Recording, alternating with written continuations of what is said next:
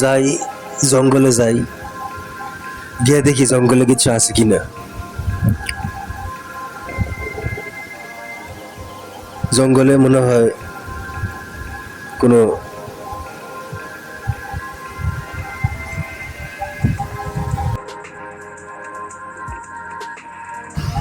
আরে জঙ্গলে দেখি কোনো সিন্দুক, স্বর্ণ, ডায়মন্ড কিছু নাই। এই ডিমগুলি কার? মনে হয় কোনো বন মুরগির ডিম বা উট পাখির ডিম।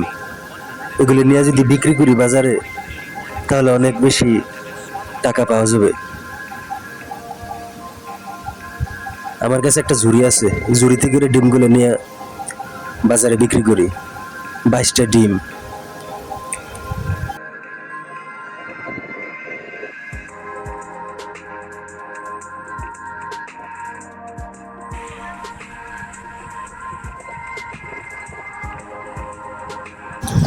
এ ভাই, ডিম নিবেন?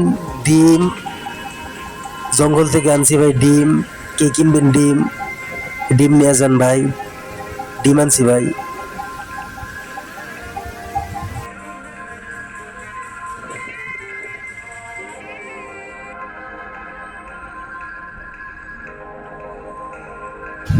সারাদিন ডিম নিয়ে মাথায় ঝুড়ি করে এক জায়গা থেকে আরেক জায়গায় গেলাম। ডিম বিক্রি করার পর লাভের টাকা দিয়ে কি কি করব সেটাও পরিকল্পনা করছি, কিন্তু একটা ডিমও বিক্রি হয় নাই। কেউ আমার ডিম কিনতে আসে নাই। ডিমগুলোকে মনে হয় অনলাইন মার্কেটে সেল করতে হবে।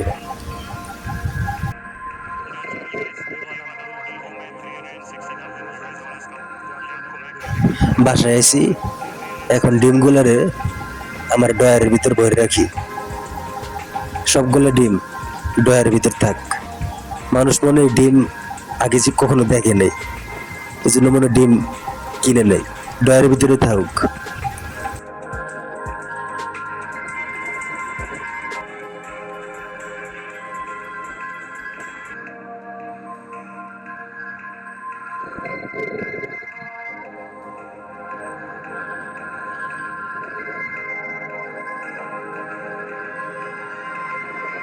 অনেক দিন হয়ে গেল, 22 দিনের মতো, 20-30 দিন হয়ে গেল অনলাইনে যে অ্যাডভার্টিজমেন্ট দিছি আমার ডিমের ছবি সহ।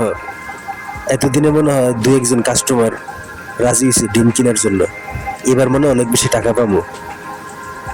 ডিমগুলি বিক্রি করার পর অনেক টাকা পাওয়া যাব। যাই ডিমগুলো একটু খুলি ডয়ার থেকে, প্রায় 1 মাসের মতো হয়েছে। কিন্তু ডিমগুলি খোলার পর, ডয়ার খোলার পর ডয়ারের ভিতর থেকে এতদিনে ডিম থেকে সাপের বাচ্চা বাইরে আছে। এগুলি ছিল আসলে সাপের ডিম, পাইথনের ডিম। লতিফ যখন ডয়ারটা খুলে, ততদিনে ডিমের ভিতর থেকে সবগুলো ডিম বাইরে যায়। সাপ বাইরে যাওয়ার পর লতিফকে কামড়ায়। লতিফ তারপর হাসপাতালে ভর্তি হয়। লতিফের বাসার কাজের লোক তাকে হাসপাতালে ভর্তি করে।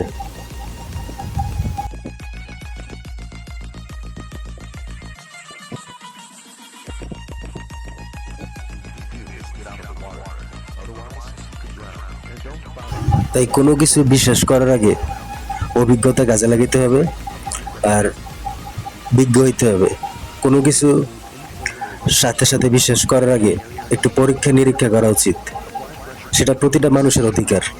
একটা মানুষ যে কোনোভাবে যে কোনো কিছু পরীক্ষা করবে। বিষাক্ত সাপ শনাক্ত করতে হলে অবশ্যই তাকে আগে ডিম ভাঙতে হবে। ডিম ভাঙার পর তাকে লাঠিতে খোঁচা দিতে হবে। যদি খোঁচা দেওয়া যায়, খোঁচা দেওয়ার পর যদি ভিতর থেকে সাপ বাইরে এসে মেজাজ গরম করে, তাহলে বুঝতে হবে এটা বিষাক্ত সাপ। আর পাখির ডিম হইলে বা মুরগির ডিম হইলে লাঠি দিয়ে যদি খোঁচা দেয় বা গাছের ডাল দিয়ে গিয়ে খোঁচা দেয় ডিমের ভিতর, তাহলে সেই ডিম থেকে কোনো প্রতিক্রিয়া আসবে না। তাহলে বুঝতে হবে সেই ডিমটা ঠান্ডা, অথবা সেই ডিমের ভিতর কোনো হিংস্র প্রাণী থাকে না। কিন্তু এই গল্পের লতিফ সে ডিমকে সহজে বিশ্বাস করছিল, কিন্তু ডিমের ভিতর যে বিষাক্ত সাপ সেটা হয়তো লতিফ জানতো না। বাসায় আসার পথে লতিফ দেখতে পায় লতিফ এখন সুস্থ। বাসায় আসার পথে লতিফ দেখতে পায় একটা বুতুম পেঁচা গাছের ডালে বসে আছে। লতিফকে দেখার পর এই বুতুম পেঁচা লতিফের কান্দে আসে বসে। লতিফ চিন্তা করলো আজকে থেকে সে পেঁচা পালন করবে, কিন্তু পেঁচাকে কি খাইতে দিতে হবে সেটা হয়তো সে জানে না। তো সে পেঁচাটাকে কান্দে করে নিয়ে হাঁটতে থাকে। সামনে কিছু দূর যাওয়ার পর লতিফ দেখতে পায় কিছু বিষাক্ত সাপ।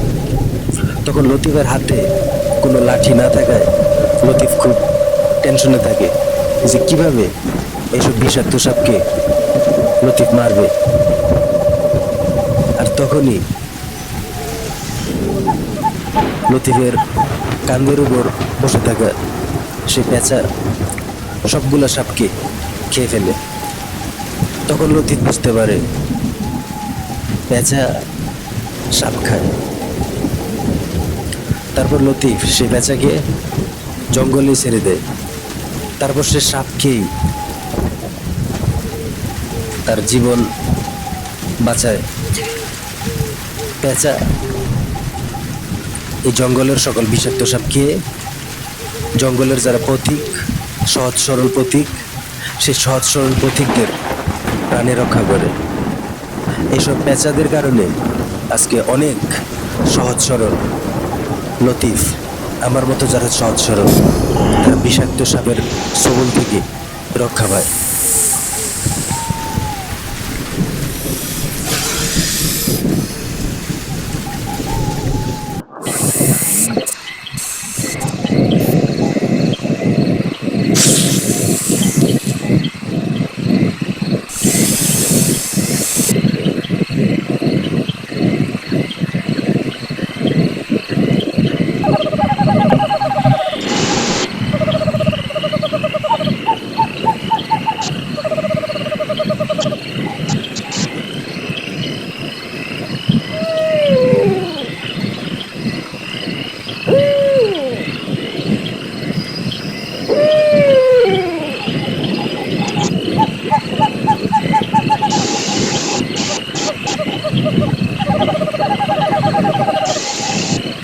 আমি আমার জীবনে অনেক বড় বিপদ থেকে রক্ষা পাইছি। আমার জীবনে অনেক বড় বিপদ আসতে লাগছিল। আমি বিষাক্ত সাপের ডিম আমি বুঝতে পারি নাই। 22টা ডিম আমি আমার ডয়ারের ভিতর ভরে রাখি, কিন্তু আমি জানতাম না যে আমার জন্য কত বড় বিপদ অপেক্ষা করছিল। প্রথম সময় আমি বুঝতে না পারায় আমি ডয়ারের ভিতর 22টা ডিমকে জায়গা দিই, কিন্তু সেগুলো ছিল বিষাক্ত পাইথনের ডিম। সে পাইথনের ডিম আমার হাতে কামড় দেয়, আমি হাসপাতালে ভর্তি হই। কিন্তু দ্বিতীয়বার আমি একই ভুল করি নাই। আমি একটা পেঁচা পালতে শুরু করি। সেই পেঁচা আমার জীবন থেকে সকল বিষাক্ত সাপকে খেয়ে দূর করে দেয়। আজকে শুধু আমি না, আমার মতো আরো সহজ সরল যারা পথিক জঙ্গলে ঘুরে খাবারের সন্ধানে, তারাও তাদের জীবন রক্ষা করতে পারে শুধুমাত্র এই পেঁচার কারণে। তাই পেঁচা ছিল বলেই বিষাক্ত সাপদের খেয়ে ফেলে পেঁচা। গল্পটা শেষ। তারপর থেকে সাপের ডিম তো দূরের কথা, সাপ যদি দুধ দেয় সে দুধও খাওয়া যাবে না, কারণ সাপের দুধ আরো বিষাক্ত হইতে পারে। পেঁচা একটা কান দিয়ে নিয়ে আসি, আর কোনো বিপদ নাই।